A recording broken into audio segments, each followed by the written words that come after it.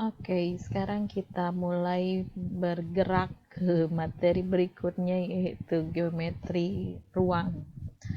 Nah, seperti yang diminta di lembar evaluasi yang kemarin Ibu berikan, minta referensi bahasa Indonesia ya. Kebetulan di geometri ruang ini memang Ibu kasih referensinya bahasa Indonesia. Nanti Ibu share juga di Google Classroom file buku ini. Nanti bisa dipelajari sendiri. Jadi Ibu memang coba mereview berdasarkan buku aslinya, tidak Ibu buatkan PowerPoint-nya. Mudah-mudahan bisa paham. Tapi nanti kalau misalnya memang butuh, tinggal disampaikan lagi. Kita mulai sekarang dari titik, garis, dan bidang dalam ruang.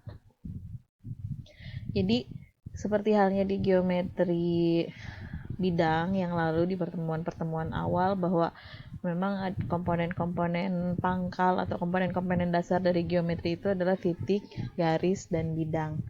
Jadi kita bahas lagi di sini 3 unsur itu memang unsur yang memang tak didefinisikan atau kemarin kita bilang itu undefined object. Nah, titik dipikirkan sebagai suatu tempat atau posisi dalam ruang. Tidak memiliki ketebalan, tidak memiliki panjang gitu. Bisa disebut sebagai bekas tusukan jarum, bekas ujung pensil, atau juga model fisik dari sebuah titik mungkin bisa dipikirkan dengan hal yang lainnya. Tapi yang kita disebut titik di sini direpresentasikan sebagai sebuah noktah yang diberi nama dengan huruf kapital. Garis dipikirkan sebagai suatu himpunan titik yang berderet, yang panjang dan tak terbatas. Ini definisinya bukan mendefinisikan, tapi kita membayangkan sebuah himpunan titik-titik yang berderet, yang panjang, tak terbatas, tidak memiliki lebar. Kalau misal kita analogikan di sini seutas benang yang diregangkan, goresan pensil mengikuti tepi sebuah penggaris, gitu. Itu merupakan sebuah garis, model sebuah garis. Diberi nama AB, AC dengan simbol-simbol yang seperti ini. Ini kita sudah bahas juga di geometri bidang yang lalu, di geometri awal-awal. Nah, di ruang pun sama konsepnya. Ada titik, ada garis, tapi dalam ruang. Ada juga bidang. Bidang ini ya himpunan titik berderet dan berjajar secara rapat dan tak terbatas. Biasanya digambarkan seperti ini, gambar 2 ini. Jadi kalau tadi di sini ada kumpulan titik-titik A, B, C, D, E, F, G, D gitu ya. Terus ini ada yang putus-putus, artinya dia tembus, si garis DH ini tembus ke bidang ini, bidang alfa ini gitu. Nah, bidang ini biasanya disimbolkan dengan huruf kapital atau huruf Yunani. Karena di sini ada banyak titik-titik, jadi dia pakai huruf Yunani biar tidak tertukar antara garis titik dengan bidang gitu.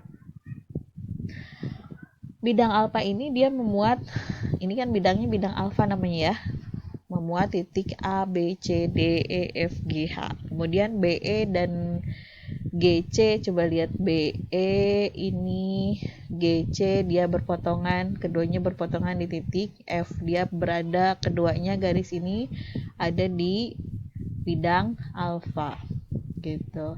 Kemudian ada HD, garis HD.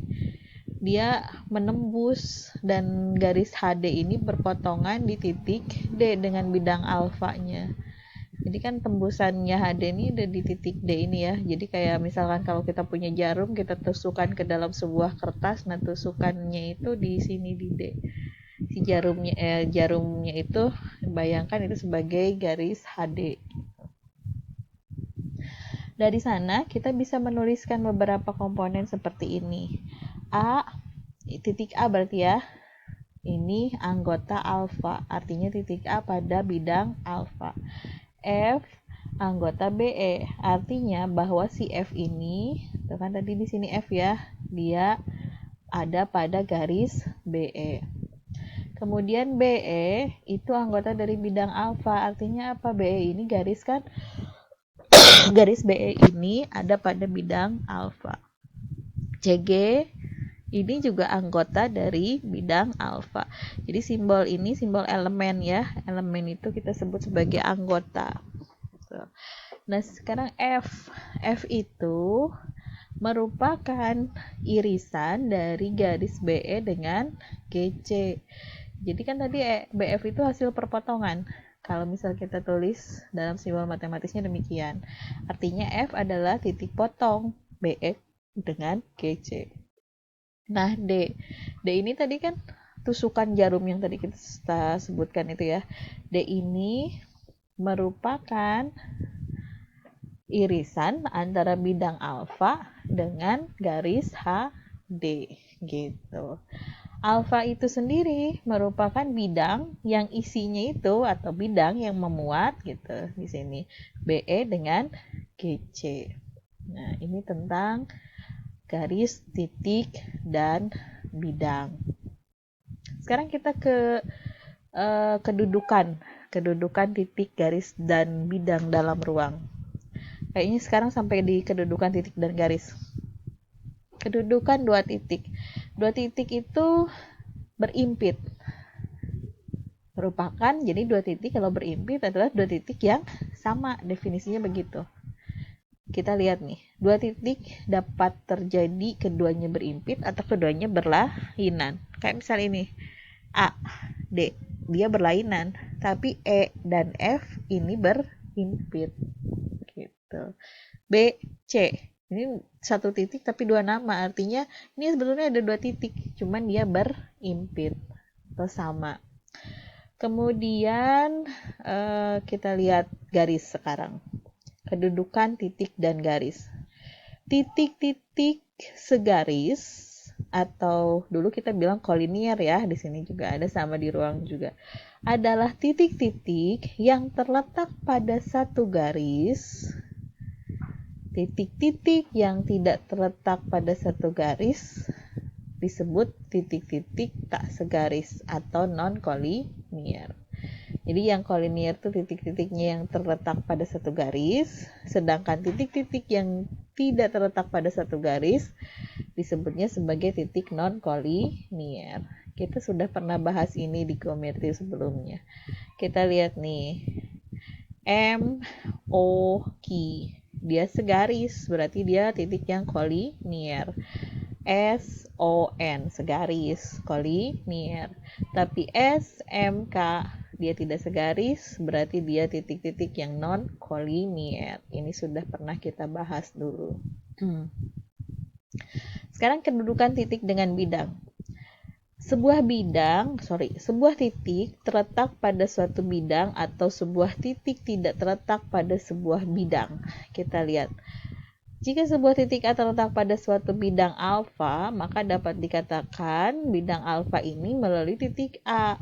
Jadi kalau A-nya ada di alfa, alfa ini bisa disebut melalui titik A atau titik A ini pada bidang alfa. Ada sebuah aksioma, kemarin aksioma itu sebagai postulat ya kalau di sana. Sebarang 3 buah titik terletak pada sekurang-kurangnya satu bidang.